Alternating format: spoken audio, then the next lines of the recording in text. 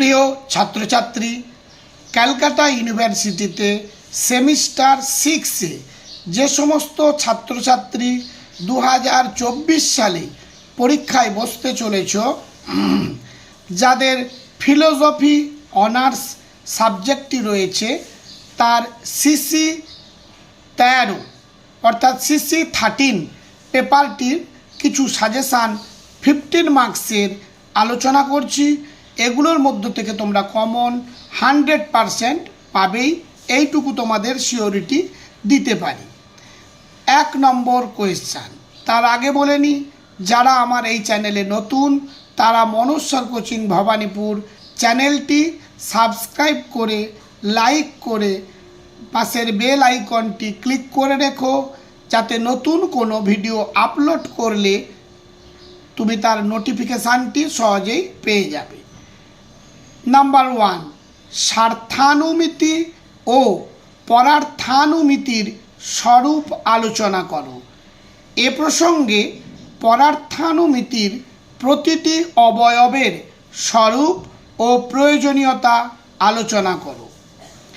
Number 2, পরামর্শ কাকে বলে? অন্নং ভট্ট কেন পরামর্শকে অনুমিতির অপরিহার্য অবয়ব মনে করেন? নাম্বার 3, তর্ক সংগ্রহ অনুসারে উপাধির লক্ষণটি ব্যাখ্যা করো।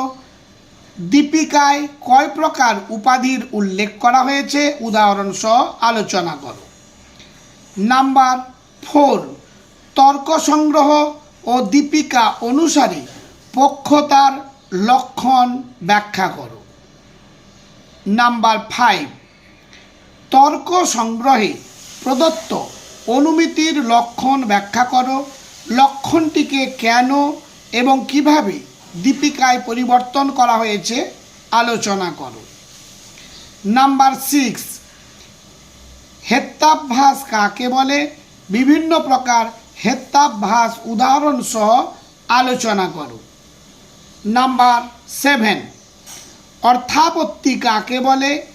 মীমাংসকগণ কেন অর্থাপত্তিক পৃথক প্রমাণ রূপে স্বীকার করেন ব্যাখ্যা করো।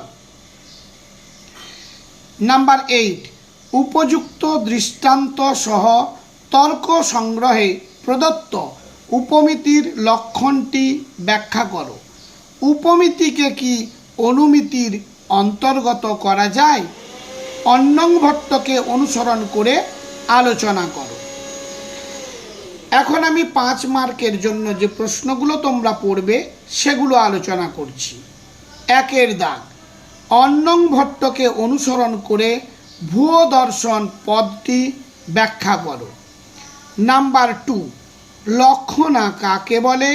অন্নং ভট্টকে অনুসরণ করে বিভিন্ন প্রকার লক্ষণা দৃষ্টান্ত সহ ব্যাখ্যা করো। নাম্বার 3, কেবলান্বয়ী ও কেবল ব্যতিরেকী অনুমিতির পার্থক্য লেখো। নাম্বার 4, উদাহরণ সহ কেবল ব্যতিরেকী লিঙ্গ ব্যাখ্যা করো।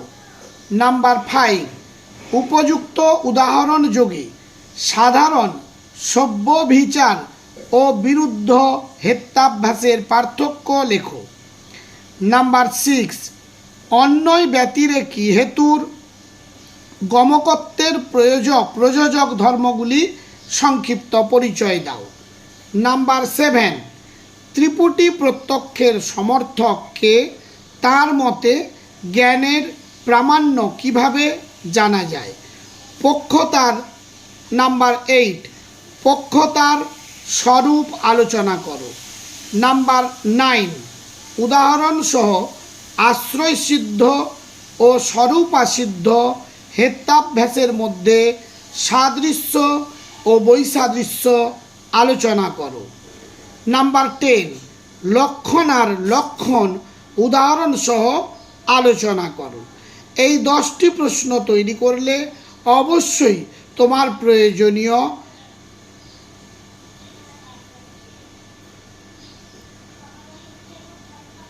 প্রতিটি প্রশ্ন কমন তুমি পাবেই পাবে। আর সবশেষে মনোজ স্যার কোচিং ভবানীপুর চ্যানেলটি সাবস্ক্রাইব করে লাইক করো এবং বন্ধুদের মধ্যে অবশ্যই শেয়ার করতে ভুলে যেও না। আজ তাহলে এই পর্যন্ত।